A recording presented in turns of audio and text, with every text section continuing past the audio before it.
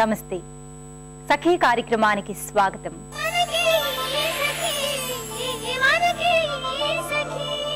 సాటి మనిషి కష్టాల్లో ఉన్నప్పుడు స్పందించటం, మనకు చేతనైన సహాయం చేయటం మానవత్వపు లక్షణం అని చెప్తారు.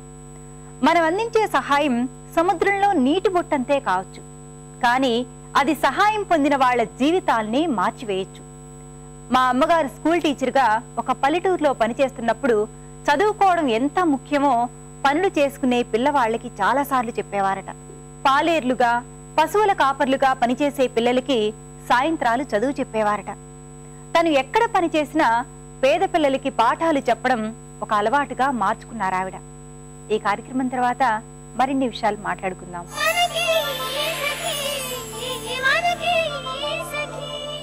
నమస్కారం. మాటే మంత్రం కార్యక్రమానికి స్వాగతం. సకులు టీనేజ్లోని ఎన్నో రకాల మానసిక ఒత్తిడికి గురవుతూ ఉంటారు. మరి వాటి మీద సలహాలు సూచనలు ఇవ్వడానికి మనతో పాటు ప్రముఖ సైకియాట్రిస్ట్ డాక్టర్ పూర్ణిమ నాగరాజ్ గారు ఉన్నారు. ఆమెను అడిగి తెలుసుకుందాం. నమస్తే మేడం. మనకు శ్రీజ అనే అమ్మాయి ఇలా లెటర్ రాస్తున్నారు. నా పేరు శ్రీజ, నేను ఇంజనీరింగ్ చదువుకుంటున్నాను. నాకు ఒక అన్నయ్య ఉన్నాడు.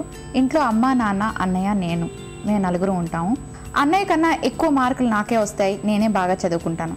కానీ అన్నయ్య బయటికి వెళ్ళినా, ఫ్రెండ్స్తో తిరిగినా, సినిమాలకు వెళ్ళినా మమ్మీ డాడీ ఏమీ అనరు. కానీ నన్ను మాత్రం చాలా రెస్ట్రిక్ట్ చేస్తారు. ఎక్కడికి వెళ్ళకూడదు, ఫ్రెండ్స్తో కలవకూడదు, సినిమాలకి వెళ్ళకూడదు అని అంటారు. కానీ మా ఇద్దరిలో కంపేర్ చేస్తే నేనే ఎక్కువ మార్కులు తెచ్చుకొని బాగా చదువుకొని రాణిస్తున్నాను.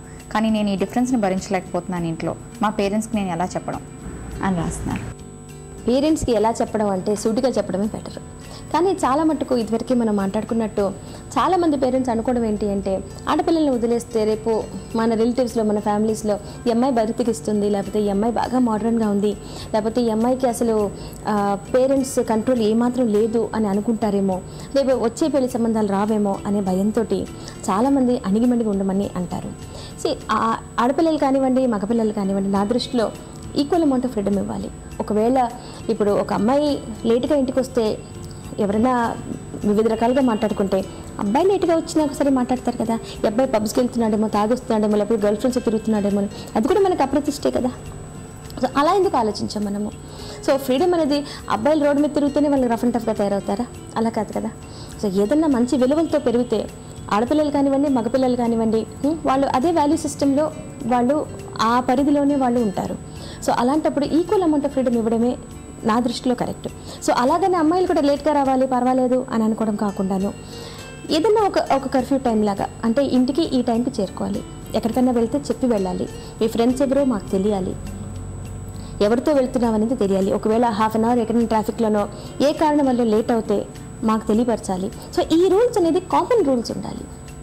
సో దట్ పిల్లలకి ఆ థాట్ అనేది రాకూడదు, అన్నయ్య అంటేనే అందరికీ ఎక్కువ ఇష్టం, నన్ను మాత్రం ఇట్లా తొక్కి పడేస్తున్నారు, నేనే మంచి మార్క్స్ తెచ్చుకుంటాను. సో ఆ మంచి మార్క్స్ అనేది బ్యాడ్ మార్క్స్లో మారిపోతుంది అనమాట. ఇంకా డిప్రెషన్లో మారిపోతారు వాళ్ళు. ఇంకా ఈ డిప్రెషన్లో వాళ్ళు ఎదురు తిరగడం, లేకపోతే అబద్ధాలు చెప్పడం, ఎక్స్ట్రా క్లాస్కి వెళ్తున్నాను అని బయటికి వెళ్ళడము, ఇలా చేస్తారు. నా దృష్టిలో ఒక అమ్మాయి ఫ్యూచర్ కూడాను ఎలాంటిదో మనకు తెలియదు, వైవాహిక జీవితం ఎలా ఉంటుందో తెలియదు, వచ్చే పార్ట్నర్ ఎలాంటి అబ్బాయో మనకు తెలియదు, వెళ్ళే ఫ్యామిలీ కూడా ఎలాంటిదో మనకు తెలియదు. సో ఒక్కొక్కప్పుడు విడిపోయే సందర్భాలు మనకి ఏర్పడతాయి, ఈ మధ్యకాలంలో అయితే మరీ ఎక్కువ. సో అలాంటప్పుడు మనం అమ్మాయిని చదివించి మనం తన కాళ్ళ మీద నిలబడేలా మనం చేసేటప్పుడు, అదే మనం ఒక independence of thought, independence of action మనం ఒక మంచి వేలో వాళ్ళకి నేర్పిస్తే డెఫినెట్గా వాళ్ళ లైఫ్లో ఎలాంటి ప్రాబ్లం ఉన్నా సరే నెట్టుకొస్తారు అనే ధైర్యం మనకి ఉంటుందన్నమాట. సో అమ్మాయిని డిపెండెంట్గా పెంచి అబ్బాయిని ఇండిపెండెంట్గా పెంచడం I don't feel it is correct. ఇద్దరిని ఇండిపెండెంట్గా పెంచాలి. ఇండిపెండెన్స్ అంటే బరి తెగించడం కాదు, ఒక పరిధిలో వాళ్ళకి ఇండిపెండెన్స్ ఇచ్చి వాళ్ళు ఆ స్వేచ్ఛని దుర్వినియోగం చేసుకోకుండా ఒక మంచి వాల్యూ సిస్టమ్ వాళ్ళకి నేర్పించి, అండ్ వాళ్ళకి ఎప్పుడూ మనం అండగా ఉంటూ వాళ్ళకి గైడ్ చేస్తూ ఉంటే డెఫినెట్గా ఆడపిల్లలు కానివ్వండి, మగపిల్లలు కానీ చెడ్డ పేరు అయితే డెఫినెట్గా తీసుకురారు. కొన్ని ఫ్యామిలీస్లో ఏమవుతుందంటే, ఒక అన్నయ్య ఉంటే ఆ చెల్లికి ఎలా చెప్తారంటే, అన్నయ్యతో వెళ్ళు కాలేజ్కి, అన్నయ్య తీసుకొస్తాడు, అన్నయ్యతో షాప్కి వెళ్ళు, అన్నయ్యతో వెళ్ళి బట్టలు కొనుక్కో, అన్నీ అన్నయ్యతోనే. మరి వాళ్ళకి ఇండిపెండెన్స్ అనేది ఉండదు. సో అలాంటప్పుడు వాళ్ళకి మీరు ఏం సజెస్ట్ చేస్తారు? మరీ కంప్లీట్గా అన్నయ్య మీద డిపెండ్ అవ్వడం తప్పు అంటారా, లేకపోతే అది కూడా ఒక టైప్ ఆఫ్ కరెక్ట్, అన్నయ్య ఉండి దగ్గర ఉండి చూసుకుంటున్నాడు లైక్ బాడీ గార్డ్ అన్న వ్యూతో ఫాలో అవ్వచ్చు అంటారా? అన్నయ్యతో సినిమా చూడొచ్చు, కానీ ప్రతిసారి అన్నయ్య డిసైడ్ చేస్తాడా ఏ సినిమా చూడాలో అని? అన్నయ్యతో బట్టలు కూడా కొనుక్కోవచ్చు, కానీ అన్నయ్య చూస్ చేస్తాడా నీ బట్టలు? అలా కాదు. సో అన్నయ్యతో వెళ్ళడం తప్పు కాదు, కానీ అన్నయ్యకి ఒక పేరెంట్ ఫిగర్లా రెస్పాన్సిబిలిటీ ఇచ్చి, ఇదిగో నేను లేనప్పుడు నువ్వే చూసుకోవాలి, సో ఒక బాసిజం లాగా ఒకవేళ అన్నయ్యని పెడితే, లేకపోతే ఒక స్పై లాగా అన్నయ్యని పెడితే డెఫినెట్గా ఆ రిలేషన్షిప్ కూడా మనం ధ్వంసం చేసినట్టు ఉంటుంది. ఎందుకంటే బ్రదర్ సిస్టర్ రిలేషన్షిప్ చాలా మంచి రిలేషన్షిప్, అది ఎప్పుడు ఒక 10 కాలాల పాటు ఉండే రిలేషన్షిప్ అది.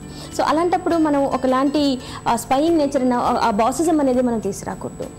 సో అన్నయ్యతో వెళ్ళడం తప్పు కాదు, ఇన్ఫ్యాక్ట్ ఇట్స్ గ్రేట్ ఫన్. ఎందుకంటే మనకు ఒక సెక్యూర్ ఫీలింగ్, ఫ్రెండ్స్తో ఉన్నప్పుడు కూడా అన్నయ్య ఉన్నారు, తన ఫ్రెండ్స్తో తను ఉన్నారు, నా ఫ్రెండ్స్తో నేను ఉన్నాను అంటే.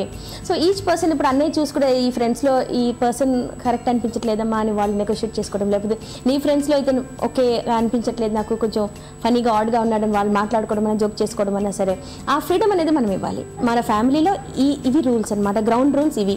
ఈ టైంకి ఇంటికి రావాలి, ఇక్కడికి వెళ్ళకూడదు, ఇలాంటి ప్లేసెస్కి వీ డోంట్ ఎంకరేజ్. మగపిల్లడు కానివ్వండి, ఆడపిల్ల కానివ్వండి, వీ డోంట్ ఎంకరేజ్.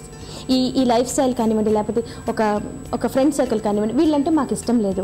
సో ఇద్దరికి అవే రూల్స్ ఉండాలి. ఇద్దరికి అవే రూల్స్ ఉంటే డెఫినెట్గా ఇద్దరు దాన్ని పాటిస్తూ ఉంటే వాళ్ళకి ఫ్రెండ్షిప్ ఉంటుంది, పేరెంట్స్ మీద కూడా ఒకలాంటి ఆదరణ ఉంటుంది. ఓకే, ఇద్దరిని ఈక్వల్గా చూస్తున్నారు కదా, ఓకే నన్ను రెస్ట్రిక్ట్ చేశారు, నాకు కోపం వస్తుంది కానీ అన్నయ్యని కూడా వెళ్ళనివ్వలేదు, so okay it's all right, fair and square అన్నట్టుగా ఉంటుంది. లేదు అంటే ఇది అన్ఫేర్ రిలేషన్షిప్ అని వాళ్ళకి అర్థమైంది అనుకోండి, అన్ఫేర్నెస్ అనేది ఎప్పుడు వాళ్ళు చూస్తుంటారు అన్నమాట, ఎక్కడ అన్ఫేర్గా ఉంది అని వాళ్ళు ద్వేషం పెంచుకొని పేరెంట్స్ మీద, లేకపోతే ఎదురు తిరిగి, ఇలాంటివన్నీ ఒక మంచి ఇంటి అట్మాస్ఫియర్ని, ఒక క్లోజ్ నెట్ ఇంటి అట్మాస్ఫియర్ని స్పాయిల్ చేస్తాయి. సో ఈ అపోహల నుంచి మనం ఎంత తొందరగా బయటపడితే అంత మంచిది. ఎందుకంటే ఇది తరతరాలుగా మన కల్చర్లో ఉన్న అపోహ అనమాట. కానీ అపోహే అది. ఇట్ ఈస్ నాట్, అంటే ఇది చాలా కరెక్ట్ అని నేను ఎప్పుడు అనలేను.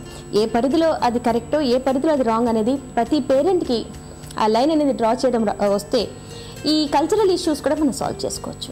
చాలా మంది ఇళ్ళలో ఏంటంటే మగపిల్లాడిని, అంటే ఫస్ట్ ఒక అబ్బాయి పుడితే కనుక, తర్వాత ఆడపిల్ల పుడితే, ఆడపిల్లకి ఏంటంటే ఈ అబ్బాయి నీకు అన్నీని, అంటే తండ్రి తర్వాత తినే అనమాట, ఒక కంప్లీట్ డామినేషన్ చేయడం కానీ, ఒక బాసిజం చూపించడం కానీ జరుగుతూ ఉంటుంది. ఎక్కువ మనకి రూరల్ ఏరియాస్లో ఉంటుంది అనమాట. సో ఇది కరెక్ట్ కాదంటారా? అసలు మీరు ఇంకా అబ్బాయి ముందు పుడితే నడుతున్నారు, అబ్బాయి తర్వాత పుట్టినా సరే, 3 అమ్మాయిల తర్వాత ఒక అబ్బాయి పుట్టినా సరే అబ్బాయిదే అసలు డామినేషన్ ఉంటుంది. అండ్ ఎప్పుడు ఈ ఆడపిల్లలు కూడా అబ్బాయి చెప్పిన అడుగుజాడల్లోనే నడవాలి అనే ధోరణిలో పేరెంట్స్ ఉంటారు. కొన్ని కుటుంబాల్లో ఎంత డిఫరెన్స్ చూపిస్తారంటే తినే ఫుడ్లో కూడా డిఫరెన్స్ చూపిస్తారు. అంటే అబ్బాయికి పెరుగు పెట్టడం, అంటే కొంచెం పూరర్ ఫ్యామిలీస్లో మంచి న్యూట్రిషనస్ ఫుడ్ అనమాట అబ్బాయికి పెట్టడము, ఆడపిల్లలకి మజ్జిగ ఇవ్వడము. సో అలాంటి భేదాలు కూడా కొందరు చూపిస్తారనమాట. అంటే ఇది తెలిసి మనం భేదం చూపించాలి అనే ధోరణిలో కాకుండా, అంటే ప్రేమ తక్కువైపోయి ఆడపిల్లలు కదా అని ప్రేమ లేకుండా అని కాదు, కానీ తరతరాలుగా మన కల్చర్లో ఇది పాతుకుపోయి ఉందన్నమాట. అబ్బాయి అంటే వంశోద్ధారకుడు, అమ్మాయి అంటే ఎందుకు పనికిరాదు అని. సో ఈ అపోహల నుంచి మనం బయటికి రావాలి అంటే ఇప్పుడు మనం విమెన్స్ లిబరేషన్ అనొచ్చు, ఇంకా చాలా చాలా రకాలుగా స్త్రీలకి సమానమైన హక్కులు రావాలని పోరాడుతూ ఉంటారు. కానీ యాక్చువల్గా సమానమైన హక్కు కాకుండాను సమానమైన ప్రేమ కానివ్వండి, సమానమైన ట్రీట్మెంట్ అనేది ఇంట్లో మొదలవుతుంది. సో మనం పబ్లిక్లో వెళ్లకుండాను ఇంట్లో మన పిల్లలకి మనం ఎగ్జాక్ట్ సేమ్ ఆపర్చునిటీస్ ఇచ్చినప్పుడు, అట్లాగే ట్రీట్మెంట్ కూడా ఎగ్జాక్ట్ ఇచ్చి, వాళ్ళకి ఇండిపెండెన్స్ కూడా ఎగ్జాక్ట్ ఇచ్చి, ఆలోచన విధానంలో కూడా వాళ్ళకి ఇండిపెండెన్స్ ఇచ్చి, మాట్లాడే విధానంలో కూడా వాళ్ళకి ఇండిపెండెన్స్ ఇస్తే డెఫినెట్గా వాళ్ళు ఒక ఇంటికి వెళ్ళి, ఎట్లాగో ఒక ఇంటికి వెళ్ళే పిల్లలు అని మనం భావించినప్పుడు ఆ ఇంటికి వెళ్ళి వాళ్ళు హ్యాపీగా ఉండాలి. సో అలాంటప్పుడు మన అప్బ్రింగింగ్ అనేది బాగుంటే వాళ్ళు ఎక్కడికి వెళ్ళినా సరే హ్యాపీగా ఉంటారు, ఇండిపెండెంట్గా ఉంటారు, అండ్ వాళ్ళ లైఫ్ని చూసుకునే స్థాయిలో ఉంటారు వాళ్ళు. మనకి ఇప్పుడు శ్రీజ రాసిన లెటర్ బట్టి, సో వాళ్ళ అన్నయ్యకి ఎక్కువ ప్రిఫరెన్స్ ఇస్తున్నారు, తనని బాగా అంటే చాలా విషయాల్లో అబ్జెక్ట్ చేస్తున్నారు, ఎక్కడికి వెళ్ళనివ్వట్లేదు అన్నారు. సో పేరెంట్స్ కొంచెం అర్థం చేసుకొని ఇద్దరిని ఒకేలాగా ట్రీట్ చేస్తే మంచిది అంటారు. డెఫినెట్లీ. ఓకే మేడం, మా సకులకు మంచి సలహాలు ఇచ్చారు, చాలా థ్యాంక్స్ అండి. Thank you.